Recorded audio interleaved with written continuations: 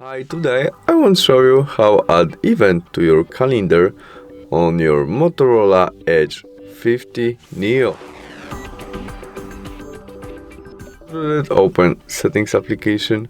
There's no settings application, calendar application.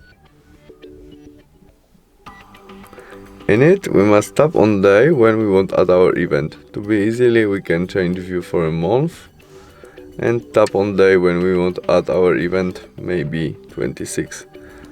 There this plus icon and event.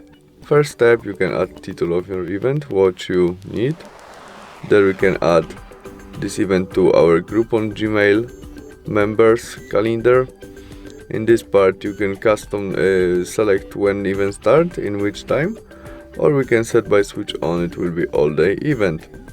Repeat of that if we need it. There we can add this event to people calendar. We can make video conference when event start, add location of that, notification maybe the day before at 9 and you can add more than one. In this part you can custom color of your notification about this event, description and attachment to that.